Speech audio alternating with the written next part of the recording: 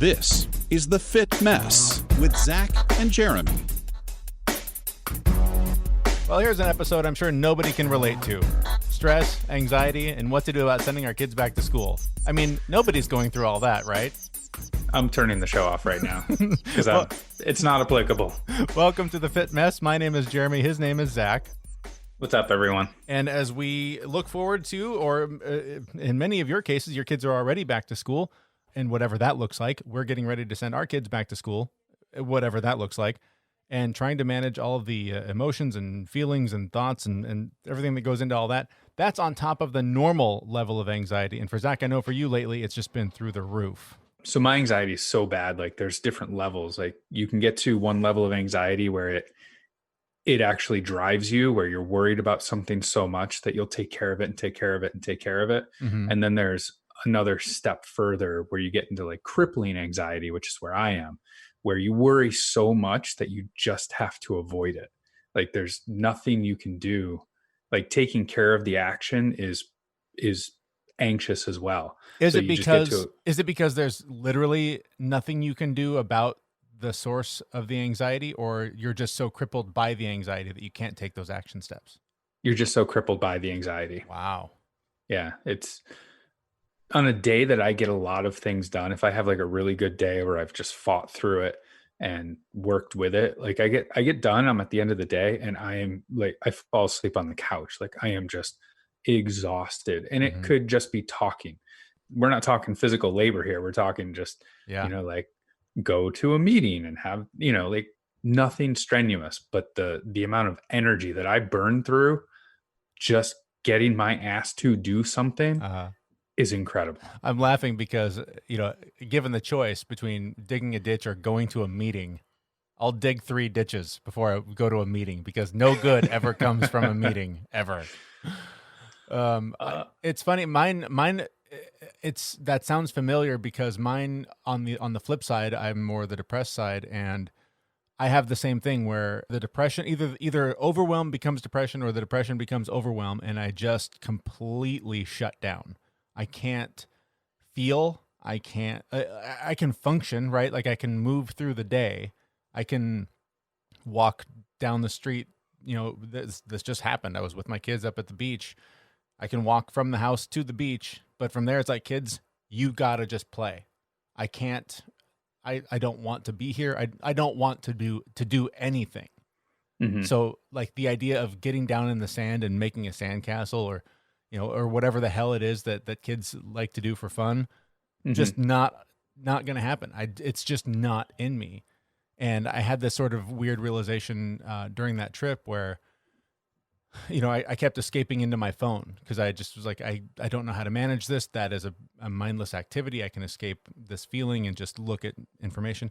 And this article popped up that was like, are you suffering from burnout? Something like that. Mm-hmm. And so I read what, like sort of the scientific explanation of burnout. I mean, we all get burned out on whatever, but like the actual clinical definition of burnout. And it was just every word was a red flag for the way I was feeling. And I realized, like, in doing that, I was having a quiet moment, listening to myself, trying to figure out what my issue was. And that's when I found it. And those times are so rare when you're cooped up in your house with your family, working, doing all the things. Unless you carve out the time to peel yourself away from all of the responsibilities you're dealing with all of the time, you never have time to just hear yourself think and process what you need to process to move past that feeling of inaction where you can't do anything. Does that ring any bells on the anxiety side? Some of them, yeah. So you mentioned overwhelm, and that is probably the number one feeling that I get. And again, on our newsletter, I talked a little bit about trying to get a little bit more organized, because if I do have too much to do, if I haven't dumped it all out onto a piece of paper or something like that, I can't figure out where to go or where to start things. Right. So I think that's kind of the same thing. I think it gets to a point where I just shut down. Yeah. Oh, okay. So at that point, once you process and get everything out, that's when you shut down. Is it because you can see in front of you the mountain? No. So before I process, that's when I shut down. So Okay. if I don't process everything and do my brain dump, where I mean, I'll once a week I'll just sit down and write for 10. I don't know Just write. why every time one of us says brain dump, we both laugh. I know. I'll just sit down for 10 minutes and write everything that comes out of my mind. And it's just any thought, like it doesn't even have to be a task. It can be a feeling or something I have to do later, or just, a reminder to myself, or some gratitude piece. Right. And I just sit there and write for 10 minutes and this big list. And I usually fill up the paper. And once I get it out, then I can start slotting things over to, this is what I need to do today. This is what I need to plan for tomorrow. Right. This is what I need to delegate to somebody else. These are the things I need to stop worrying about and just get rid of. Right. And that's for and then you break it down into individual projects, right? So something along the lines of clean the patio would be on there, right? But within clean the patio, I got to get the pressure washer out. I got to get the soap stuff out. I got to get the screwdriver so I can scrape all the moss. I got to fix the stairs. Each individual thing is all these tasks. And if I can't get them out and organized somewhere and figure out what's step number 1, what's step number 2, it's like the Tasmanian devil in my head. And I just shut off, and I will go do something else, look at my phone, Facebook, whatever, and just completely forget that thing was ever a thing that I had to do. That is funny, because for me, if it is something that I can visualize, okay, I got to go, I'll just say mow the lawn, even though I haven't mowed my own lawn in years. I don't break it down like that. I got to go mow the lawn. And so then I'll take the action of get up and go get the lawnmower. But if I thought about, okay, I've got to put on safe shoes so that I can go outside, get the key to the shed to get the lawnmower. If I broke it down like that in my head before doing it, it would never get done.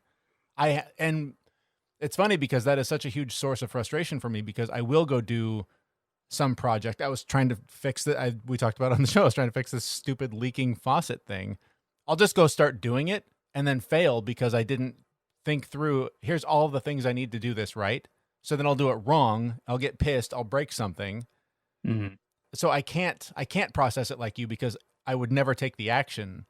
But by not processing it like you, I take the action and I do it wrong and then have to fix it and do it the right way. So I don't know what's worse, frankly. In both cases, it's just a shitload of work that is frustrating and exhausting. And that's why we're so active on social media lately.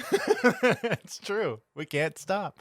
Yeah. The problem for me is something like mowing the lawn, like you mentioned, I've done that 100 times, right? That's routine. That's easy. Okay.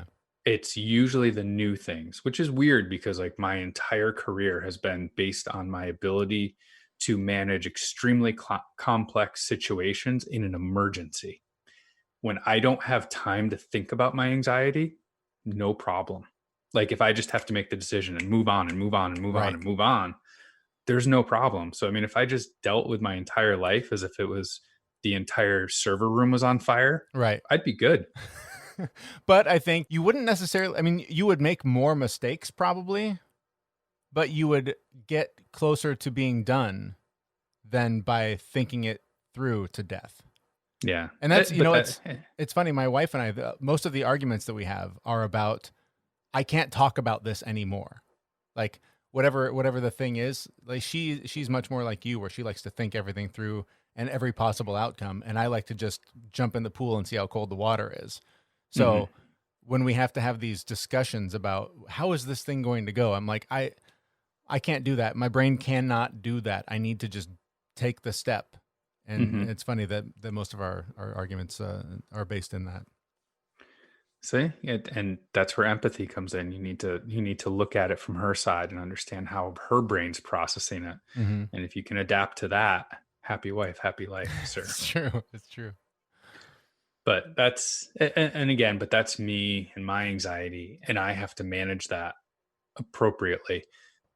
I spent years trying to make my anxiety go away, and that just made it worse, right? I had to embrace it and acknowledge it and make it my friend. And be grateful for it and say, thank you for thinking of all the things that I wouldn't think of. Right. Right. And acknowledge it. And once I can acknowledge it, once I have this aha moment at least once a day when I'm looking at some task that I've never done before, and I pull my phone out without even thinking about it Mm-hmm. to like check Facebook, and I have to put it down, have a conversation with myself and say, hey, you know what? Thank you for being worried. That's Mm-hmm. great. We got to get this done. So let's put the things in place. Let's get a piece of paper. Let's start writing everything down. Let's write the worries down, put them in the right place, and take the first step. So for me, like, I just have to embrace it, acknowledge it, and work forward with it. But my anxiety, well, a good portion of it is genetic. It was shaped heavily by the way I was raised, right? So my daughter, who's going back to school here in a couple of weeks, she also has the genetic side of the anxiety. So she's got the little worry brain. She's not being raised the way I was, right? Right. I've very purposefully broke that chain, which I believe went back, centuries on my Sure. mother's side. Sure. I've broken the chain. So she has the worry, but it's not the same anxiety that I have. But at the same time, it needs to be addressed. And I recognize that she has it. So going back to school is just getting to be a really anxious topic here. And we decided that, and we flip-flopped probably a dozen times. I mean, we decided she wasn't going. Mm-hmm. Then we decided she was going. Then we decided she wasn't going. Right. And, my wife and I were just, actually, I take that back. My wife was always like, okay, that's the decision. And then the next day I'd be like, well, I was thinking about it more. But ultimately we had a deadline of when we had to sign her up, and we decided to send her back to school. We're in New York. Rates are relatively low. The school here is actually doing a great job. They've moved an entire grade out to another school. There was a whole wing that was for special needs kids that they've moved out to another school. So they actually have the room for all the kids to be, 6 to 10 feet apart while they're at their desks. And Wow. it'll be really awkward for them to be there like that, but they Sure. have the space to be safe. And they're going to wear masks all day long as children in a And school. they're going to wear masks all day long. So, you know what? I have a feeling that, all the schools around here have all their policies in place where if there is one case at a school, that school goes virtual for 2 weeks. Okay. Like, no questions asked. Right. One of the things that I learned is that we've got a bunch of friends here who are teachers, and they don't teach in the same district that they live in because they don't want to run into families where they live. And that makes total sense, yeah. right? You want to go out and enjoy your personal life. So one of the things that a lot of schools around here are not doing is they're not allowing substitutes. Right. So if your teacher has to take time off or go somewhere else, that class goes completely virtual. Wow. So if you think about that, and you have one case at one school where, say, a teacher who's teaching in a different district, their school closes, that teacher has to go home to take care of their kids. Mm-hmm. And then those kids have to go home, and then those parents have to go home, and it's just going to be a domino effect. Totally. So, and that there will be a case within 2 to 4 hours. Yeah. Yeah. I mean, it's just going to happen. So, Right. So because my daughter's school is relative, the plan is good. It's a safe environment for the most part. And my guess is that she's going to be home soon anyway. Mm-hmm. We did do the final decision where we're going to send her, because I think at the 4th grade level, that social interaction with the teacher is really important, right? Mm-hmm. She's just missing out on certain base level skills that if she doesn't get them now, it's going to be a problem. Yeah. Here, we weren't really wrestling with a decision because we were kind of waiting for the school board to make their decision. They'd been saying for months, we plan to go back probably a couple days a week, every other day, various programs, but there was never a consistent message that was the case, that's what was going to happen. So we both just kind of said, let's wait and see what they decide and then make our decision from there. And as time's gone on and, we get no closer to a vaccine or a cure or a plan because there's no leadership on this issue, we made the call before the district that we're just not sending our kid back. Like, if that means that we need to go full homeschool, whatever, but we're not doing it because there's no leadership on this issue, and it's not worth the risk to our kids' health, to our health, to our parents' health, to the domino effect that would be created by our kids bringing that into our house and trying to figure out how to, eradicate it from spreading beyond that. Mm-hmm. So fortunately, the decision's been made for us, and the district is going to go all online to start anyways. And one thing I think is really smart that they're considering is at least in some capacity offering outdoor classes, so that maybe a couple of days a week, the kids can go and be outside with their friends in some relatively social and engaging experience. Great idea. And so that's great. I love that they're sort of, pardon the cliche, but thinking outside the box or whatever. And I think the challenge for a lot of people is coming up with how to manage. I think your case is scarier to me for a lot of reasons, but one is just the consistency issue. Like, you guys have a lot of freedom in your schedule and the ability to work from home. I don't think a lot of people have that. Mm-hmm. I think a lot of people, certainly in our neighborhood, the neighborhood school that our kids don't go to anymore, but there's a huge homeless population. Those kids don't have computers. They don't have internet. So coming up with a plan that is, hey, we're going to treat this relatively normally until something goes sideways, and then expecting an entire community to react to it suddenly going sideways. I think that's a big ask of a community. And I think that they need a solid plan that we're doing this until there's a way to know that we can change to something more stable. Mm-hmm. Because you and we can manage. If something goes sideways, we can pivot. We can figure out a way to make it work. There are tons of people that their kids have been in daycare all summer because they don't have the option. They work in a job where they have to be face to face with people. They have to be, physically doing the job where they're doing it. You and I can sit in front of a screen and do our job from anywhere. So it presents just tons of challenges, and there's no good answer. Nothing that any of us are doing is the best option for any of us. Yep. Yeah, we had our daughter signed up for the YMCA around here does like a summer camp. They couldn't officially do a camp, so they canceled it and then called it daycare at camp. So it was, little workaround. But we had her signed up. She was gonna go, and then like literally the day before, we realized that, and we got an email from the YMCA. Turns out there's like 200 families on the waiting list to get children into these daycare facilities. Wow. So, on top of the worry and anxiety that we're sending our daughter back out into the world where she could contract something and bring it home, we were like, listen, we have the ability to pivot.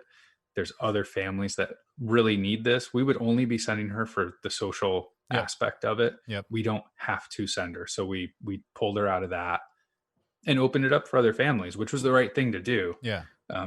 But our kid has been relatively alone now for over 6 months. Yeah. And going back to school again, like here in New York, it's a very different environment where we're at. We have extremely low rates. It's relatively safe. Right. You're not in New York City. You're not, even New York City's gotten it under control for the most part, but where you guys are. Yeah. Way more there's remote. Cases. Yeah. There's cases, but it's super low. And again, the things that the school has done to, make that environment as safe as possible, I'm okay with, right? They've made the room. There's plenty of room for them to be socially distanced. So for me, part of my decision is, this girl has been sacrificing time with friends and just that social interaction so that other families could take advantage of it who really needed it. Right. And, going back to school, we're not taking anyone's place. We're not, we're not, there's no families waiting to get into this, right? This is her opportunity. And like I said, I think she'll be home in 2 to 3 weeks from the start of school. So, yeah, no, I agree. So making this going back to school decision has been super tough on my wife and I, but while we did not want to put the decision in our daughter's hands, we certainly talked to her about it and gave her the opportunity to have input into it. It's just not a decision I would be comfortable with a 9-year-old making. Right. But we did sit her down, we talked with her, and it was funny because we said, school's coming back and we need to make a decision on whether you go or stay home virtually. And she cut us off right there and she said, I want to go. Yeah. And then we explained, the pros, the cons, everything like that. And in the end, she actually said, I'd prefer to stay home. Wow. I was impressed with Yeah. the, listening to the reasoning, making the decision. But now, and we've talked to her how, she's going to physically go, and that, the decision that we made is against what she decided, what she wanted. Mm-hmm.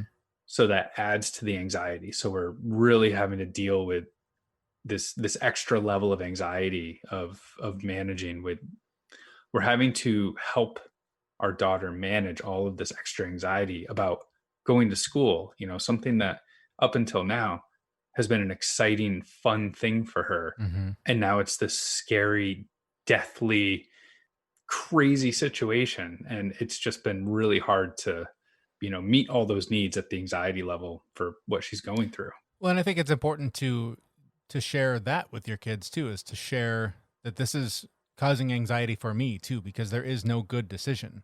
There's the less bad one for us, and it's not going to be the same for everybody.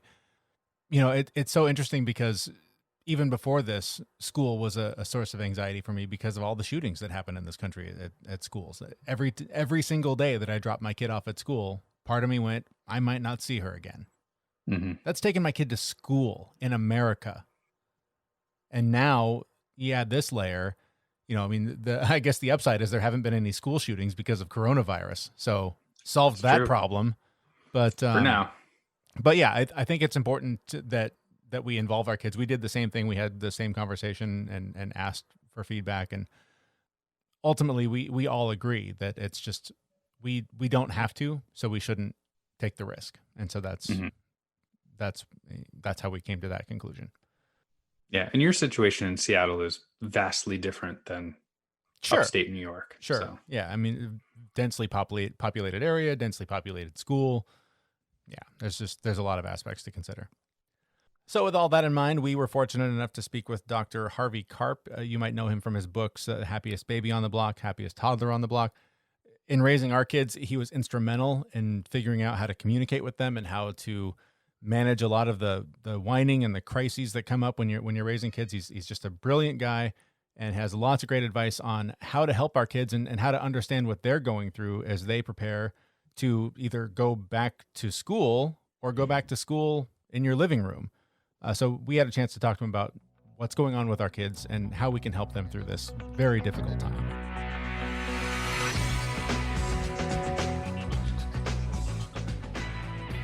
If you can, paint a picture for me what's going on inside that kid's mind right now, because this is an underlying stress that I know affects me as a relatively functional adult all day long, every day.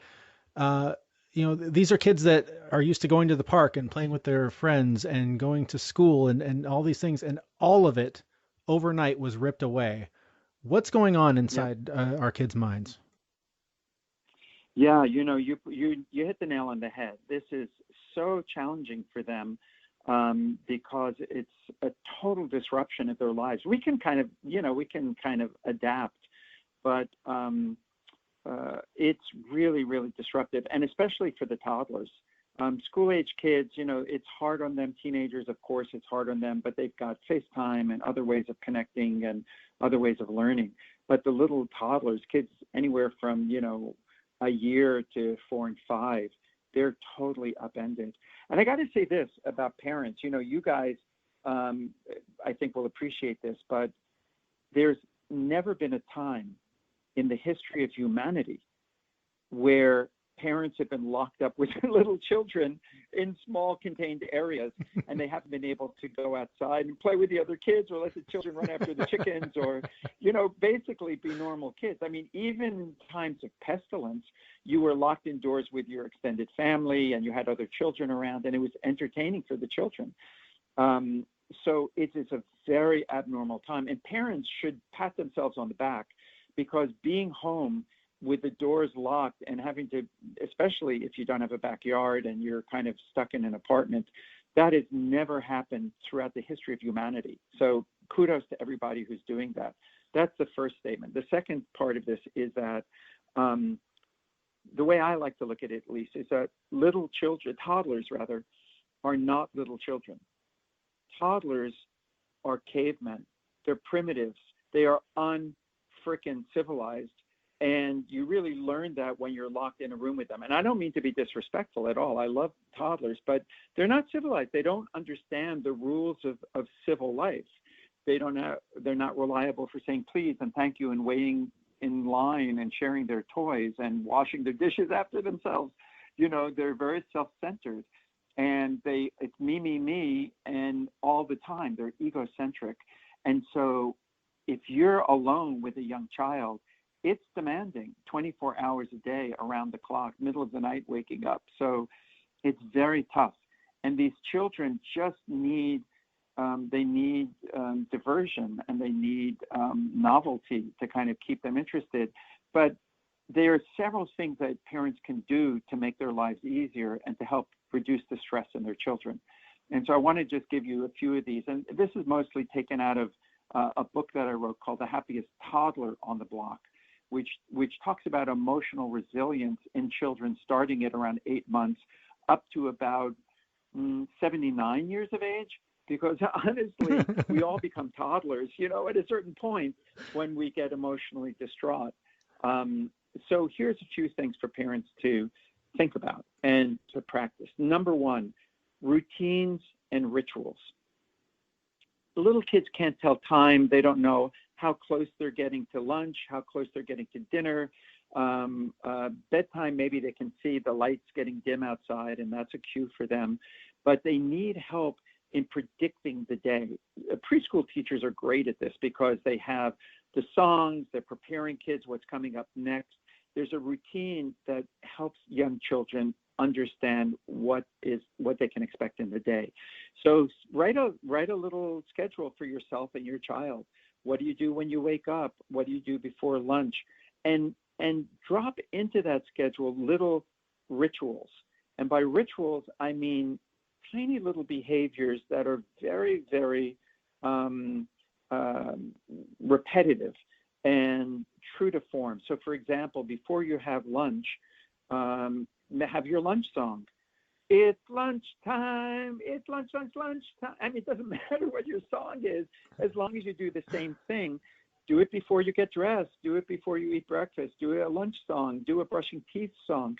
Those silly little things help your child feel like a participant. It helps them feel security, and that's the key word here. When you understand things, when it's not chaotic and unexpected, you feel more secure.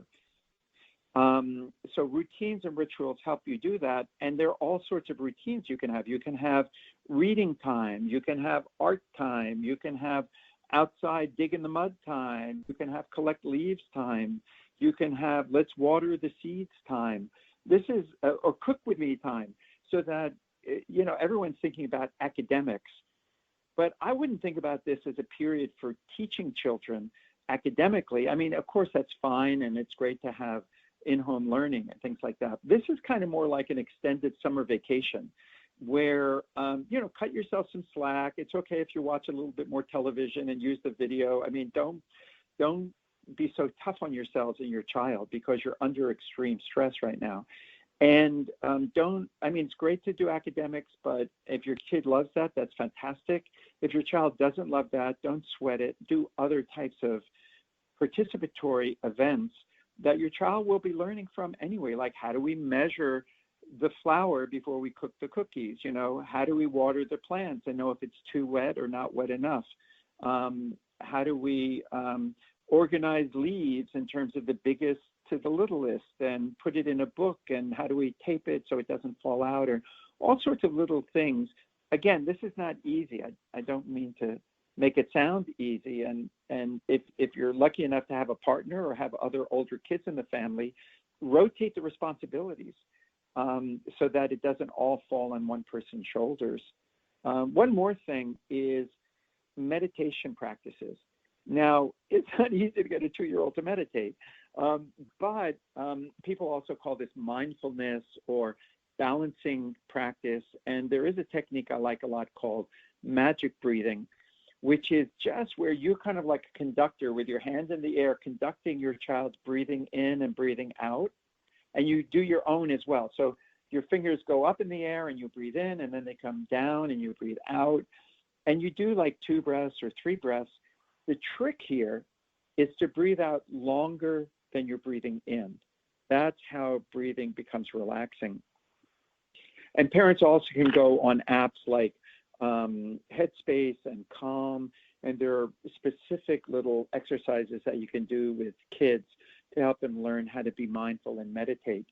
Because if they learn how to be able to calm their excitement, then during the day you can get them all excited, but you can practice calming as well, so that they're better able to control their own, outbursts of emotion.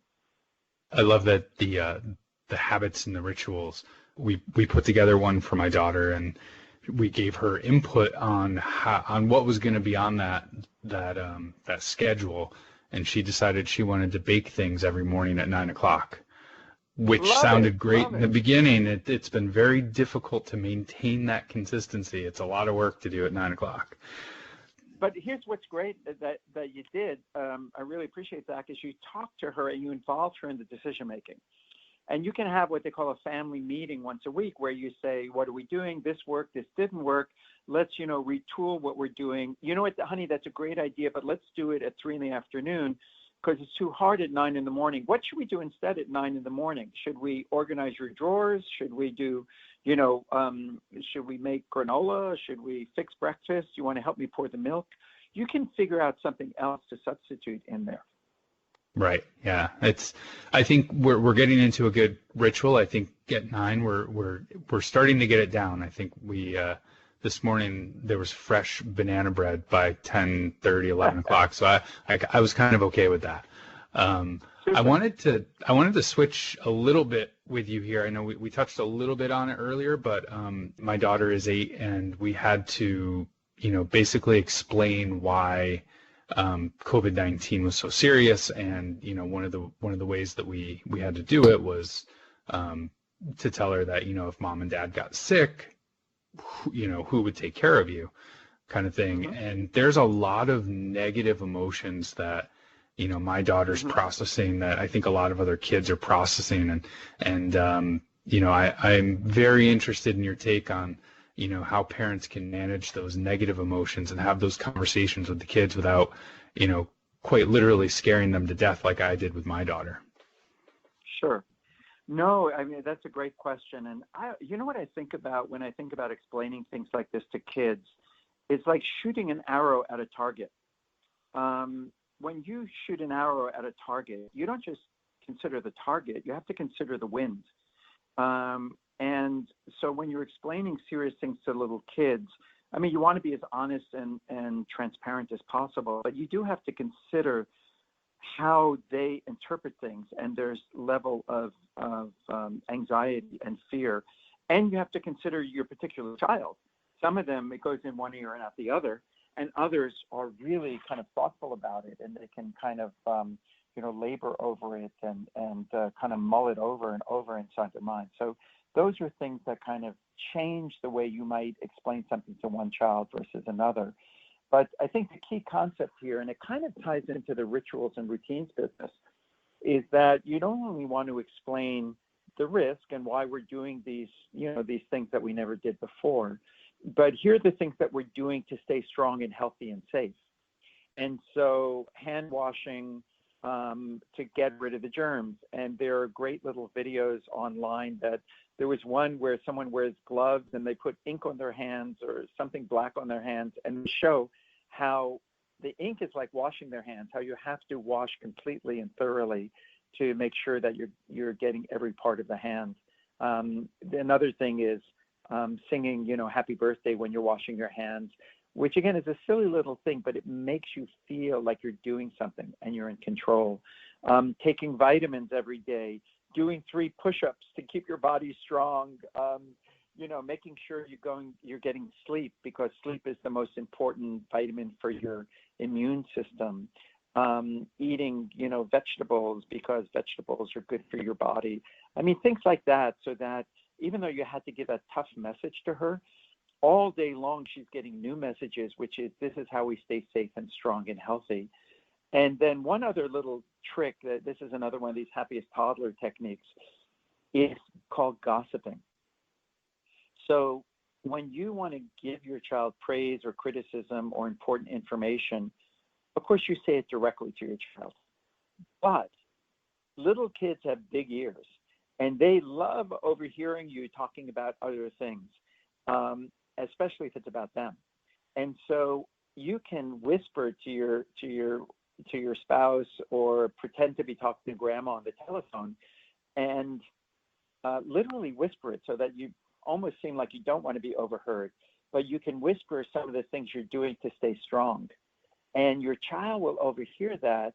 And when you overhear, like if I told you, hey, Zach, you look great today, you're going to think, well, thank you, but I'm probably just being polite or something. But if you overhear me whispering in the hallway to Jeremy, hey, Jeremy, Zach looks really good today, there's no ulterior motive there. You're more likely to believe it. So you can make your praise or your criticism or underscore the points you want to make and make them 5 times more impactful for your child if you gossip about it, in addition to saying it directly to your child. That's amazing. I'm going to try that tonight.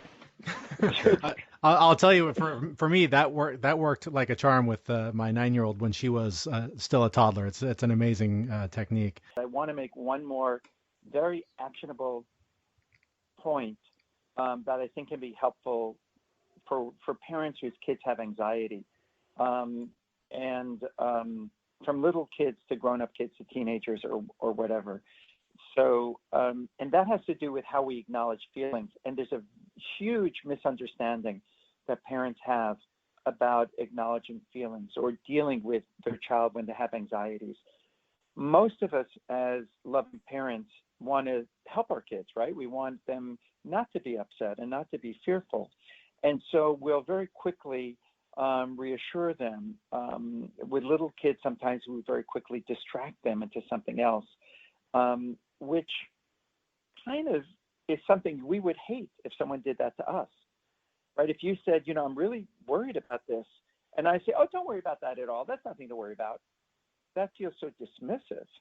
And if I just try to distract you with, do you want more to eat? That feels totally ignoring of our concerns. So it's not that reassurance is bad or that distraction is bad. They're both fine, but they're not the first thing you do. The first thing you do is you acknowledge feelings. And this is where people mess it up all the time. Out of their good hearts and their love, they're doing something that actually is unhelpful and even harmful to their children. When you acknowledge feelings, most of us think that means saying words. Honey, listen, I know you're upset. I know you got worried. And you can't see me right now because we're on radio, but I'm holding up my hand kind of in a stop signal. Like, honey, it's okay, sweetheart, calm down. It's okay. Daddy's going to make everything better. That is not acknowledging feelings. That is patronizing, and ultimately the child never really feels fully heard. There's only one way to acknowledge feelings, and anyone can do it, and it's by repeating the concern and doing it in a technique I call toddlerese, which is kind of the language of little kids. Short phrases, repetition, and mirroring a third of their emotion. So short phrases, repetition, mirroring a third of their emotion. So even with a nine-year-old, you would do this. So when she says, Daddy, I'm really, really scared, you say, oh my gosh, honey, I can see that on your face. I know that you're scared. I mean, you don't like what I was telling you. It's a scary thing to hear. And I'm so sorry, honey, because I know I can see on your face that it's concerning to you.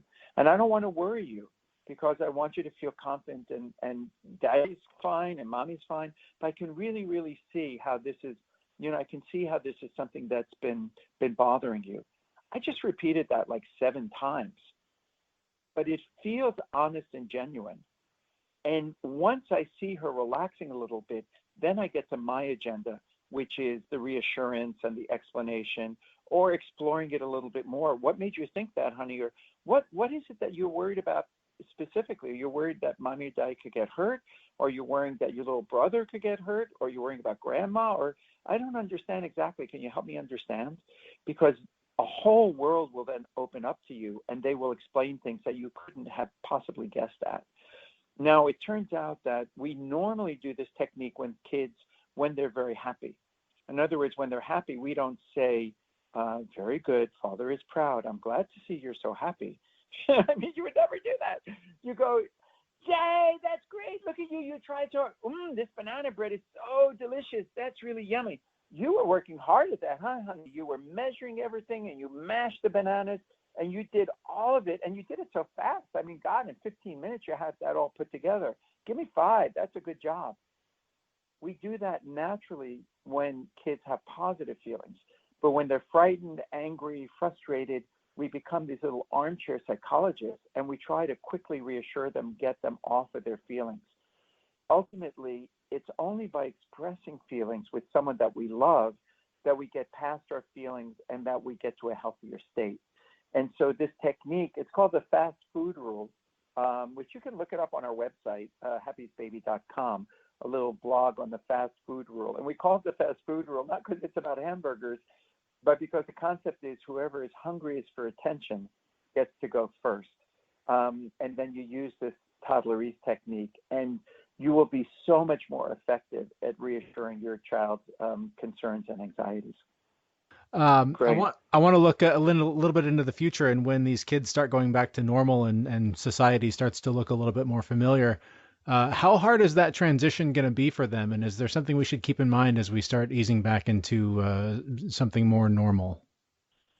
That's like the $64,000 question. I think that we don't really know. And I think the big concern is that we will have flattened the curve, but we will have elongated it. And so people will still be at risk of getting COVID-19 if they haven't gotten it already.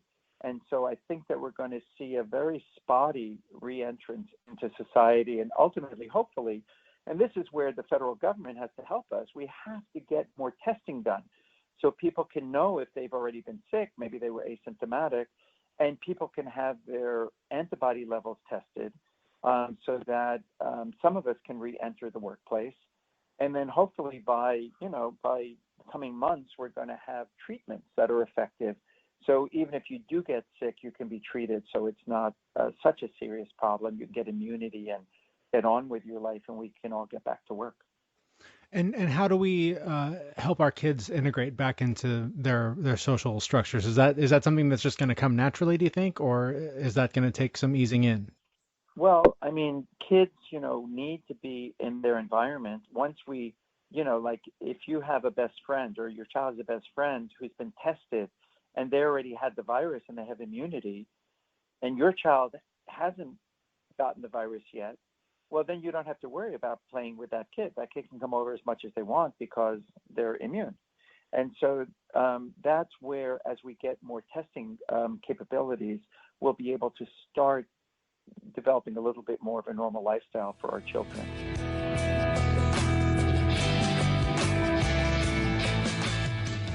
So one of the things Dr. Karp mentioned during the interview was meditation, and that's something that I really need to.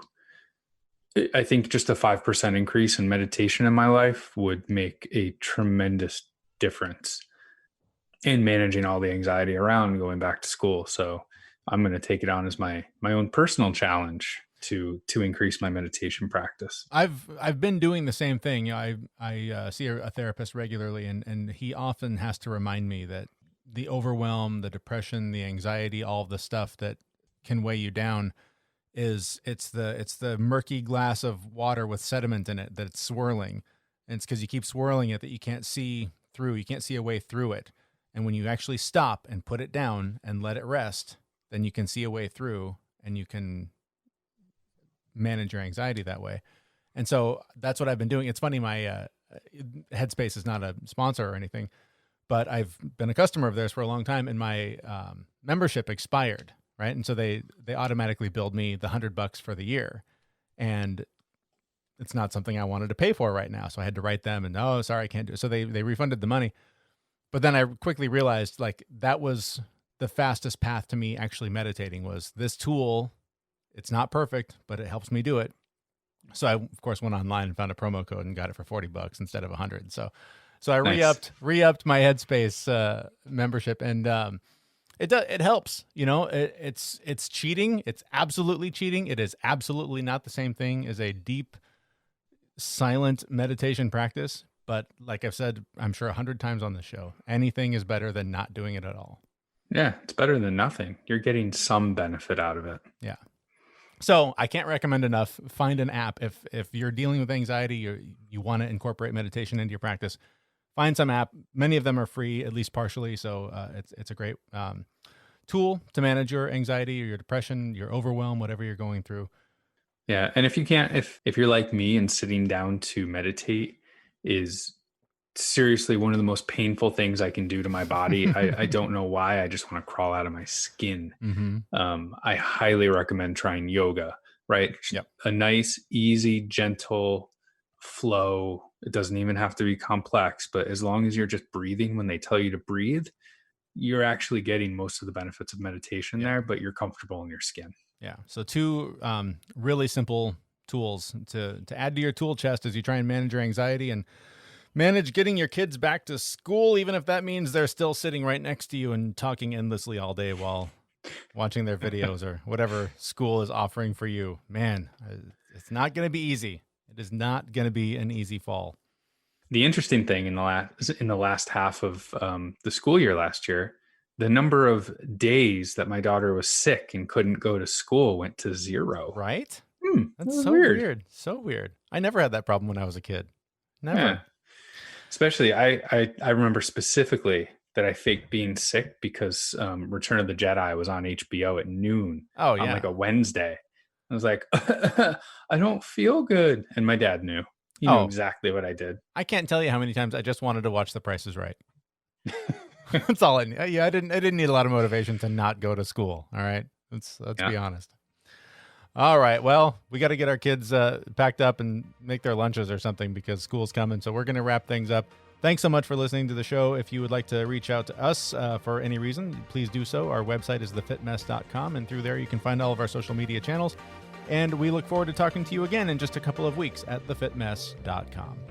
We know this podcast is amazing and does not seem to lack anything, but we do need a legal disclaimer. Jeremy and Zach are not doctors. They do not play them on the internet, and even if they did play them on the internet, they would be really bad at it. Please consult your physician prior to implementing any changes that you heard on this podcast.